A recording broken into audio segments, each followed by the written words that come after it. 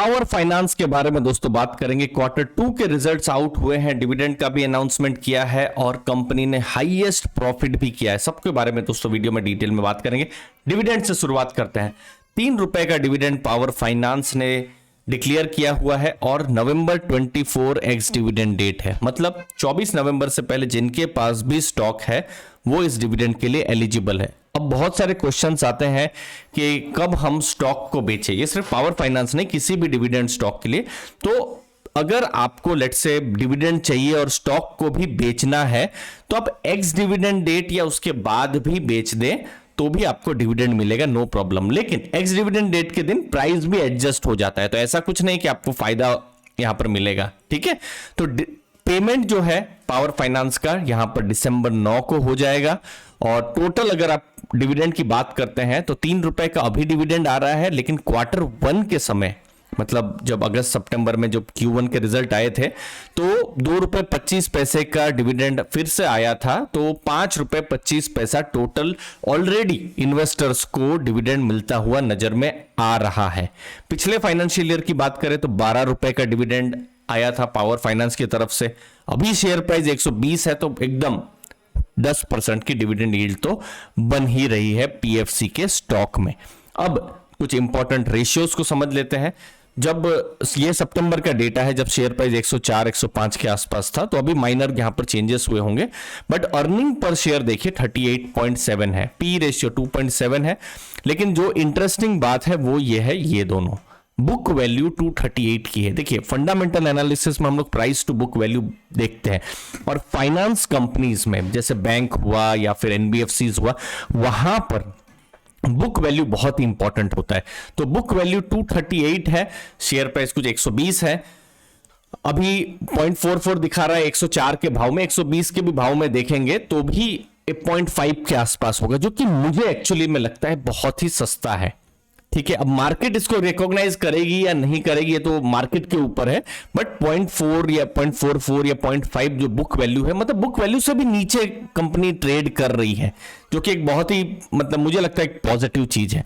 अब क्या मार्केट को डर है तो क्या कंपनी क्या बिजनेस नहीं कर रही है, प्रॉफिट नहीं कर रही है, तो उसको भी हम समझ लेते हैं। देखिए ये है कंसोलिडेटेड रिजल्ट, जहां पर आप यहां पर देखिए हाईएस्ट एवर प्रॉफिट उन्होंने किए हैं क्वार्टर 2 में 5229 करोड़ के। दोस्तों बहुत सारी मिड कैप कंपनीज को मैं जानता हूं जो कि पूरे साल में 5000 करोड़ तो ठीक है, 2000 3000 करोड़ प्रॉफिट के लिए भी स्ट्रगल करते हैं।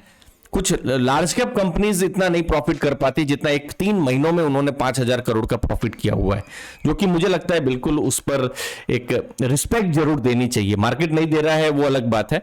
फिर नेटवर्थ 1 लाख करोड़ की उनकी पार हुई है। एनपीएस चूंकि फाइनेंस लाइन में है, एनपीएस लोएस्ट एनपीए है, इस पर मैं थोड़ी देर पे और डिटेल में चर्चा करूंगा। फिर बाद में जो बिजनेस वो थर्मल पावर वो सब में कर रहे हैं वो सब तो है ही। फाइनेंशियल्स आप देख सकते हैं, पिछले साल इंटरेस्ट इनकम 18,928 करोड़ थी, इस बार थोड़ी सी बढ़ी है, 19,225 करोड़ की इंटरेस्ट इनकम हुई है। Net interest income 7,802 crore 12 crore की हुई है, और प्रॉफिट्स आप देखिए 5,229 करोड़ के, और ये सिर्फ 3 महीनों में। और अगर आप 6 महीनों का प्रॉफिट देखें 9,809 करोड़ का हुआ है, जो कि अपने में बहुत बड़ा नंबर है दोस्तों। ठीक है, अब ये है स्टैंडअलोन नंबर। स्टैंडअलोन मतलब सिर्फ पीएफसी, क्योंकि पावर फाइनेंस के अंदर में आरईसी और कंसल्टिंग बिजनेस भी आता है, तो वो आपने थोड़ी देर पहले ये वाला देखा। ठीक है, लेकिन अब सिर्फ पावर फाइनेंस का कैसा स्टैंडअलोन बिजनेस है, यहां पर भी आप देखिए प्रॉफिट्स जो है, quarterly profit, highest quarterly profit हुए, लगभग 3000 करोड़ का प्रॉफिट हुए, जो कि पिछली बार से 9% इंक्रीज हुआ है। एक और पॉजिटिव चीज बिजनेस के लिए है कि क्योंकि पावर फाइनेंस लेंडिंग करती है, लोन देती है पावर सेक्टर जो एनर्जी सेक्टर है वहां पर, लेकिन अब वो इंफ्रास्ट्रक्चर और लॉजिस्टिक्स जो कि भारत में भी बहुत ग्रो कर रहा है वहां पर भी लोन दे सकते हैं, जो कि एक बिजनेस डाइवर्सिफिकेशन के लिए अपॉर्चुनिटी है। डाइवर्सिफिकेशन में अपने रिस्क भी हैं, लेकिन एक अपॉर्चुनिटी भी यहां पर है।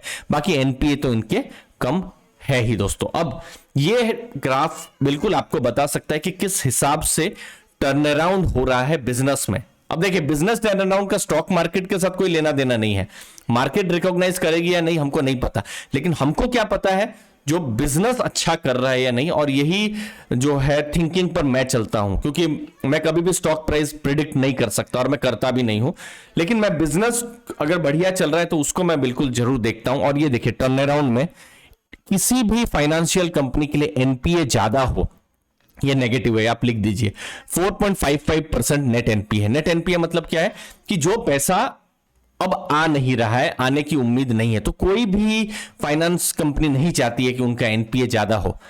अगर एनपीए नेट एनपीए जो है 1-1.5% या उससे कम हो तो बहुत अच्छा है, मार्केट रिवॉर्ड भी करती है। जितना कम एनपीए हो किसी भी बैंक के लिए, एनबीएफसी हो या पावर फाइनेंस, आरईसी, सबके लिए वो बेटर है जितना कम एनपीए हो। अब देखिए पिछले कुछ सालों में quarter on quarter, year on year हमने देखा है, ट्रैक किया है, पिछले 2 साल से हमारे वीडियोस बन रहे हैं और जहां हम देख रहे हैं, और अभी देखिए 1.31%। देखिए आइडियली 1% से नीचे हो तो बहुत अच्छा है, लेकिन आप खुद यहां देख सकते हैं कि किस हिसाब से एनपीए कम हो रहा है। बीच में एक बड़ा जो है हमने देखा था, कोविड वाला स्केयर आया था, लेकिन उसके बाद भी आप देखिए कि एनपीएस जो है वो नीचे जा रहे हैं, जो कि पॉजिटिव है। मार्केट रिकॉग्नाइज करेगी कि नहीं वो मार्केट के हाथ में है, लेकिन आप क्या कहते हैं? पावर फाइनेंस के ऊपर बुक वैल्यू से नीचे है, पॉजिटिव।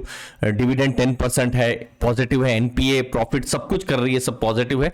नेगेटिव में जो लोन्स जो देते हैं, लोन्स वो डिस्कॉम्स को देते हैं, तो एक बड़े डिस्कॉम को अगर लोन दिया और वो पैसे लेट आए या नहीं आए तो बिजनेस में थोड़ा सा रिस्क यहां पर हो सकता है, और शायद मार्केट इसीलिए थोड़े से कॉशस रहती है पावर फाइनेंस और आरईसी के केस में। तो हमने दोनों चीजों पर चर्चा की है। आपका क्या व्यू है कमेंट सेक्शन में बताइए। मुझे उम्मीद है आपको वैल्यू जरूर मिली होगी। धन्यवाद आपके समय के लिए। थैंक यू दोस्तों, धन्यवाद।